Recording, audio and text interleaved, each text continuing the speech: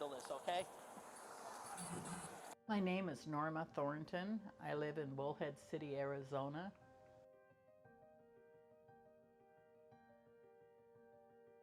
Full color front and back. Come see Eric. Hey, Ed. Okay, so I've made contact with the lady and the gentleman that was here. I went up and talked to her. I said, what are you doing? She goes, I'm just bringing the transients some food. They're hungry. Yeah, so I just got I'm not on speakerphone, right? Yeah, you are. I'll take you off.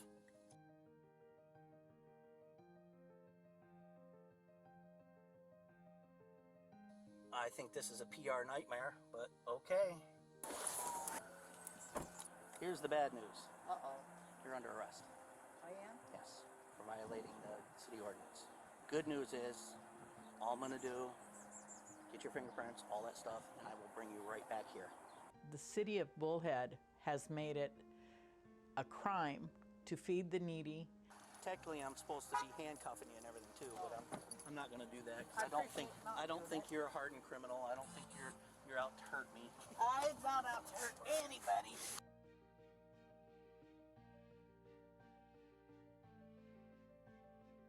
Just so you know, you are under arrest. This is an arrest.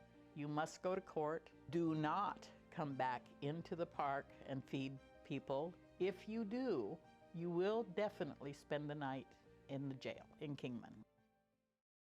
I had a restaurant for a very long time, and I worked restaurant work for quite a bit.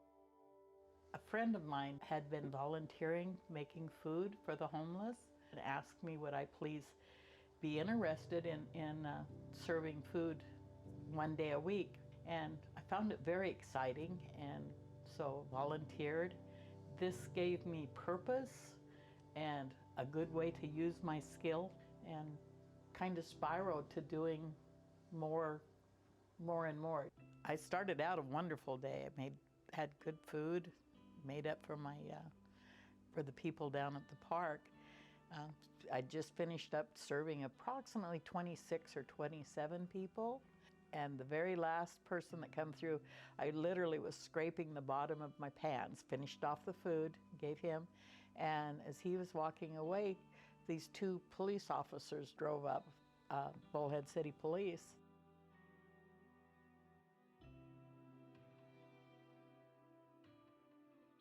Finally, the day came to come and talk to the prosecutor person, and then they would set a date for criminal court. So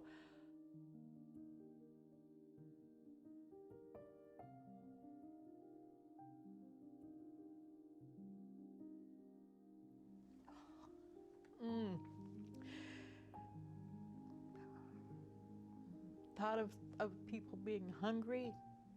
I mean, I'm not making a big impact. It's not that much.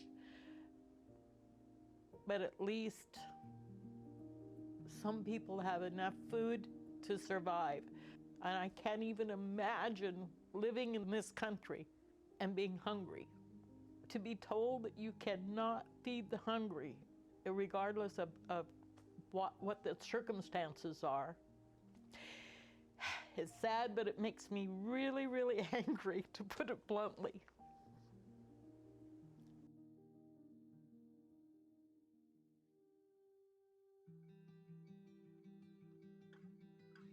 After the court, this reporter sat down beside me because I was sitting right on the brink of tears, and he sat down, talked to me a little bit, and he said, may I take your picture? He asked me a few questions. The day after, the front page blasts across, grandmother arrested for feeding the homeless, or something like that. I'm never gonna stop feeding them, never.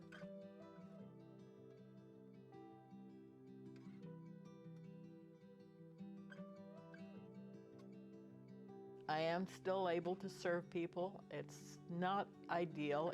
There's no tables, there's no grass. They get their food and they just sit up against a fence that gives us some shade.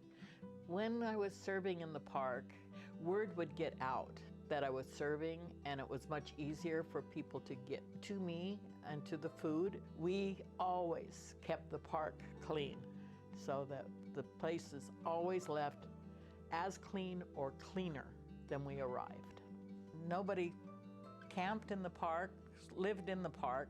The city has made it very clear that I can have a party and host up to 100 people with no consequence at all, so long as I am not feeding the homeless.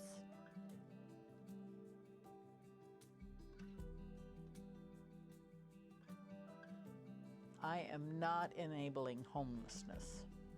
I'm enabling these people to survive.